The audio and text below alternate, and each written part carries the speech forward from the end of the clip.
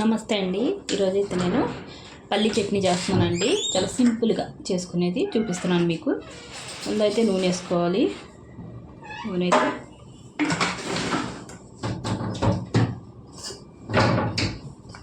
పల్లీలు అండి 100 గ్రాములు అండి.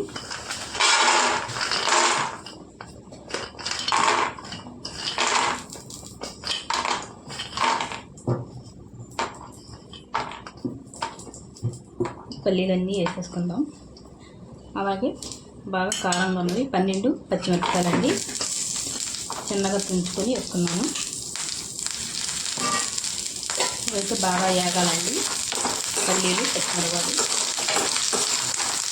మెల్లిగా ఇలా కలుపుకున్నాక అన్నీ వేగేలాగా వేసుకోవాలి. చూడండి వేగుతున్నాయి కదా, సగం వేగాయి. ఇంకొద్దిగా వేగాలండి. ఇలా కలుపుకుంటే వేగితే సమానంగా వేగుతాయి.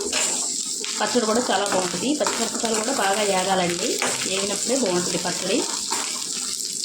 చూడండి బాగా ఎగిపోయాయి. ఇలా వేగాలి.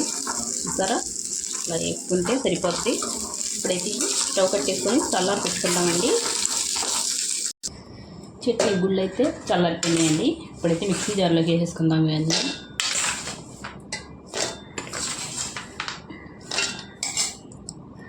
మిక్సీ జార్లోకి వేసుకున్నానండి. ఇప్పుడైతే 4 వెల్లుల్లి రేఖలు, రుచికి తగినంత ఉప్పు వేసుకుందామండి. చూసుకుని వేసుకుందాం. ఇది మిక్సీ పట్టుకుందామండి పచ్చడి. చూడండి చట్నీ అయితే ఇలాగా కొద్దిగా పలసగా చేసుకుంటే టేస్ట్ బాగుంటుందండి. ఇంకా పలసగా కావాలంటే కొద్దిగా నీళ్ళు వేసి కలుపుకోవాలండి. అంతే. చూసారా అంత బాగుంది. ఇప్పుడు తాలింపు వేసుకుందాం. పచ్చడికి తాలింపు వేసుకుందామండి. నూనె వేసుకుందాం. ఇందా పల్లీలు వేపుకున్నాం కదండి, అదే కడాయి. కొద్దిగా వేసుకుందాం నూనె. అలాగే ఇందులోకి మనం ఆవాలు, జీలకర్ర,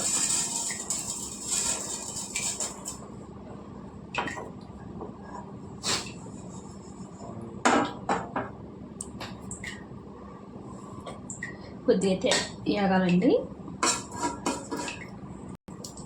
చూడండి వేగింది కదా. ఒక్క ఎండుమిరపకాయ అండి చిన్న ముక్కల కింద తుంచి వేసుకున్నాం. కొద్దిగా వేగితే సరిపోతుందండి.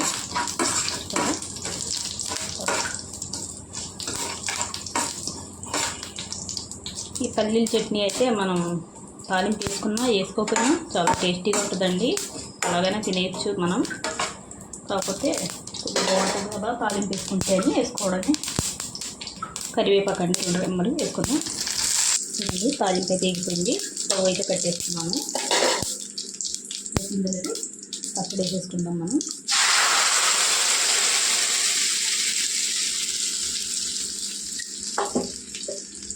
చూసారా ఎంత బాగుందో పచ్చడి. ఇది ఎలాగైనా తినచ్చండి. చాలా టేస్టీగా ఉంటుంది. ఒకసారి మీరు ట్రై చేయండి. ఇంతేనండి పల్లి చట్నీ. చాలా సింపుల్గా చేసుకోవచ్చు. వీడియో నచ్చితే లైక్, షేర్, సబ్స్క్రైబ్ చేసుకోండి.